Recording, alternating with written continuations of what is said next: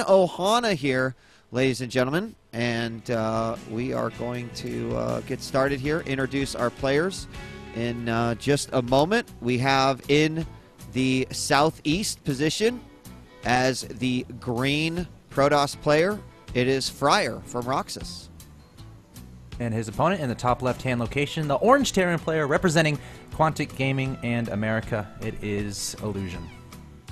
So Major won the last series over Vibe. Does that unravel the points mystery at all, Axel? Can you give us an update on that? So again, Major is in no matter what, and what we have to consider really is Hasuobs and Type Real. Now, Major right now is one of those players that holds points standings, right? So he's getting into TSL4 qualifier based on points. So he has one of those slots in that top 8 that another player could potentially get if Major wins this tournament. So if Major does win this tournament, Real would be bumped up, and he would be in that top 8 slot. Now, as far as Fraer and Illusion are concerned, Illusion, if he goes on and wins, obviously he's in the qualifier.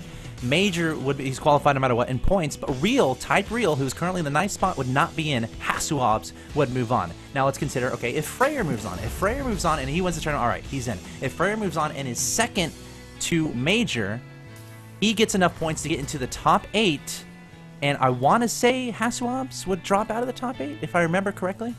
I believe that's right. Pretty sure that's how it is. Yeah, because Hasu's in if Fraer wins.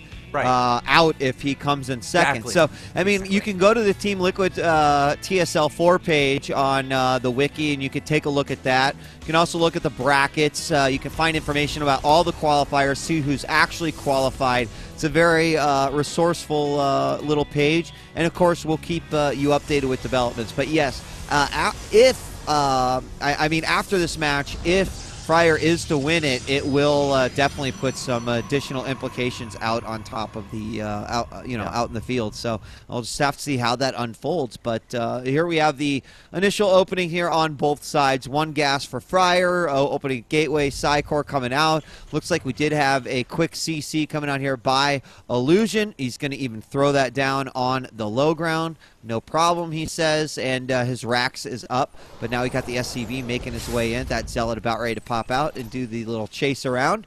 But what he sees is pretty typical so far, and we'll see how long this SCV can stay alive and how much information he can actually gather. Ooh, pretty fast Nexus there from Fraer, not waiting for the Stalker or anything, and the SCV going to try to make his way to the natural. But look at this trickiness from Fraer here, trying to prevent that SCV from getting down there to see that Nexus. Going to try to get some micro in there, but the SCV will see the Nexus and will go ahead and get out of there. And you know, the best Terran players are so good with their SCV scouting, and it's a treat to watch. Like, they'll hide their SCVs in obscure locations and scout periodically into their opponent's main base. Obviously, the logic there being, okay, I'd rather lose an SCV than spend a scan. So right, I don't think Illusion's going to take this SCV home. He's just going to bring it somewhere else and then go and scout a little bit later. Yeah, we'll see if the Zealot's going to catch it on the vision, and he does not as he heads over to the 4th, so Illusion did exactly what he wanted to do. But in a somewhat popular move here lately, the Zealot going off to check the map in case there's no defense there. That can be a really scary situation for both players. You know, you can go in, do a little bit of damage with the Zealot, or at least force some SCVs back to the main. But, of course, Illusion's totally set. And if you're going to open fast CC on the ground like that, you've almost got to have that there. But Stalker still pokes itself forward. He'll occasionally make his way up here. What? Fraer, he's going for some 3-gate aggression here, man. He's chrono boosting the heck out of that Cybercore. He has a probe. Yeah, I thought he had a probe up there. Oh, no. Where's his probe? Okay, interesting. His probe is going to be a little bit late. Will it get there in time to coincide the finishing of the pylon? Oh, actually, the Zealot getting taken out. But, you know, ideally, you want your pylon to finish when Warp Gate completes so you can attack right away with 3-gate aggression. So we'll have to see how much Fraer decides to invest into this, and we'll have to see if Illusion can identify this and if he can have enough to defend against 3-gate aggression. Sneaky SCV scout made it back in. He did exactly what you said he was going to do and went around to the 4th. That Sentry wanted so bad to stop him, but he's going to notice, okay, 3 gates open, don't see a robo. Another bunker immediately. Look at the SCVs at Illusion. Like, he's like, getting ready for it. He knows, and what a great read coming out by Illusion with that single SCV. Wouldn't have had that second bunker. Would have been just continuing the production of those Marines. But he's got his combat shield upgrade going as well. And where is that pylon? It is down inside that little nudge by the 4th. I honestly, I don't know what he's going to do here. I mean, it's tricky, and this is a situation where, as a Protoss player, you can find yourself getting in a lot of trouble if you overcommit to this. If you find yourself losing a lot of units, oh no, Illusion's actually leaving his ramp.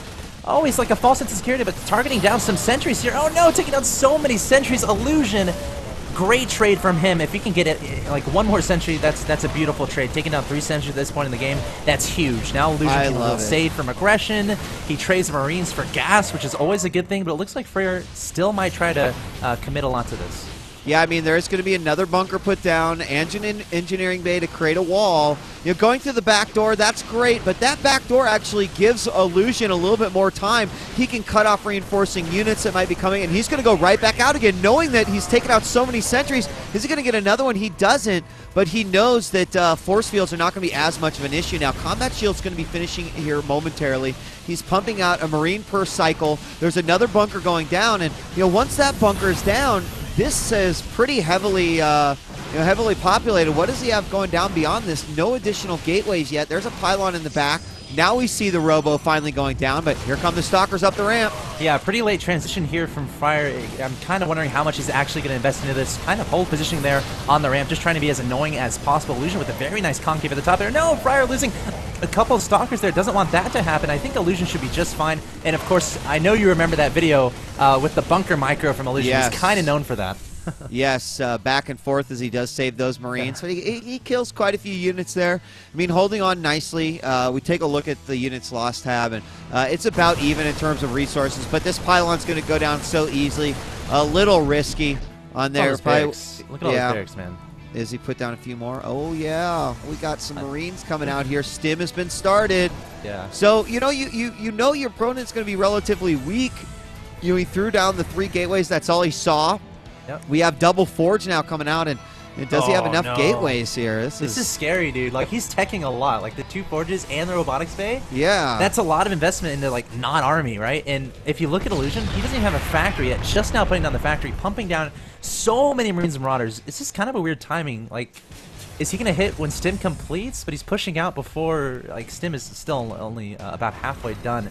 So he's not going to have medevacs with this push. It's kind of a wonky timing, but I could see it maybe working. The thing about Ohana is, if Fraer can get some good force fields on the ramp, like, it's not going to work from Illusion, and he's wasting a lot of investment into trying to do this push. But, I mean, what is here in terms of units? 3 sentries, yeah, 4 zealots, and you remember he killed so many sentries that his force field reserves actually only about 5 or 6. What is so he if doing? he gets caught out, I mean, yeah.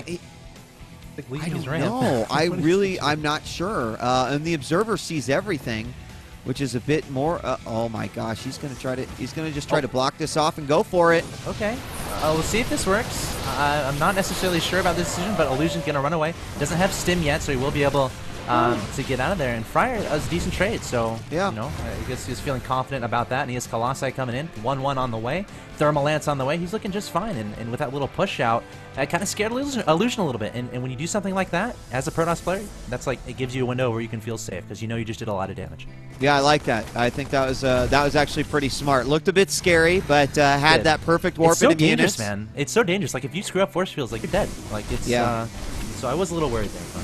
And this isn't over yet because now the Colossus coming out here for Fraer. Yeah. He's got extended thermal lance on the way. You know, with that factory being so late, that means the starport just now going up. So even with all this bio, there's certainly a lack of medevacs and will absolutely be a lack of Vikings. And interestingly enough, we've seen Illusion and even some other Terrans kind of go head to head with this little Colossus force, just like headbutting with bio. But once the Colossus numbers get to that point, and we are going to have number 2 out, you know, it's like playing with matches, man, in a pool filled with gasoline. Like, it's just something that you don't necessarily want to do. But he could come up here, at least force a cancel, maybe get this one Colossus. No, he's not even going to try for it. He scans, realizes that's actually all that's there, and because of that, he's still going to get a cancel here. Yeah. And, oh my gosh, he doesn't even get a cancel. Right. He's got to get away, though. That is a Halloween-themed bio crew right there. Orange and red and more orange. Yeah, and Illusion gonna get out of there, but he accomplished that goal. He delayed that third, and even like Fraer wasn't even able to cancel it. But now Fraer is out for blood. He wants to counterattack right now, has that Colossus, wants to rely on the fact that his opponent doesn't necessarily have a lot of Vikings. But I feel like if Illusion can just get a really good concave, the Colossus shouldn't be too much trouble.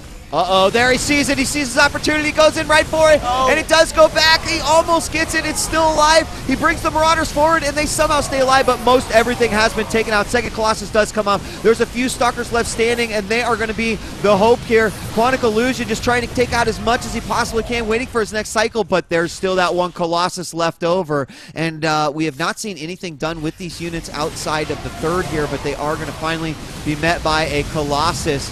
And an interesting attack as it continues here, just outside of his opponent's base.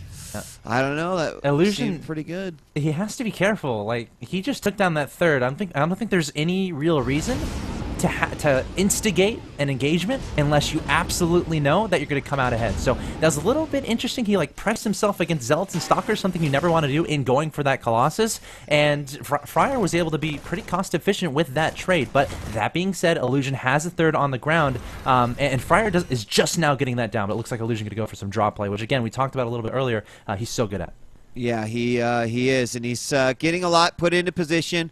Illusion continues to send stuff around, wants to see the status of that third Nexus, exactly what he's doing with that Marauder, but here comes that double dropship right now. Nothing inside to check it. He could go for the Psychor, he could go for Pylons, he could go for the Probe Line. Instantly we do see a Warp in. He's going to go after those units right away. That should give enough time for these supporting units to come back in. Here come the Colossus, but he's going to be able to kill a whole production cycle of units, take out a couple of Pylons. Is he going to be able to get out of there safely? Another Pylon does go down. He might be able to go after one of these Colossus, and he is. He's going to be able to get it. No, he picks up. Oh, he loses both the Medivacs. And a moment of hesitation. Yeah. And very nice job by Fraer.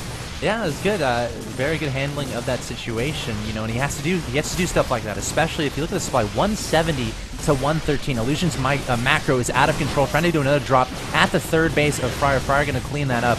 The third, all the way down to 600 HP, though. Fraer needs to transfer some probes over there, get that saturated immediately. And if you look at the upgrades, that's another interesting story here. I think Fraer is at 2-2. Yes, he is. Illusion just now started 2-2. So does Fraer have a timing here? Can he feel safe in this situation? I'm not so sure, because Illusion still has a pretty dramatic supply lead. Yeah, he does, and I mean it's a good point. And he's checking out. Certainly, he's seeing that 1-1 is you know, on this Bioforce with this Observer. He sees the Vikings as well, but he's got to be thinking his 2-2 right around the corner. So, nice pick of the Medivacs. The second one will go down.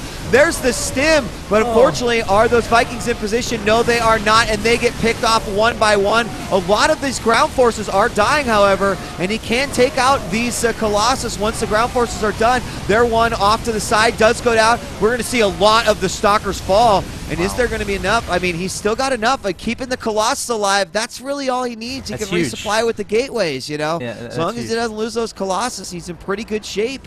Yeah, I agree 100%. That was a really good trade for Fraer. Really good engagement. I mean, like, he engaged in the middle of the map at like the only point where like it's perfect, right? Right in between those two like terrain objects. There's like a choke there, so the Colossus was able to get a lot of surface area onto the Bio Army. But it looks like Fraer wants to press forward again, trying to take his opponent off guard. Illusion doesn't necessarily have the Viking count to deal with this, and all the supplementation gateway units are in the mix now. So Fraer feeling very confident here, and it's hard to tell, Marcus, but I think Fraer might be Fraer's okay. got it. Yeah, I mean, there it is. Yeah. GG. I mean, some great micro and Illusion there by still Illusion, has this supply.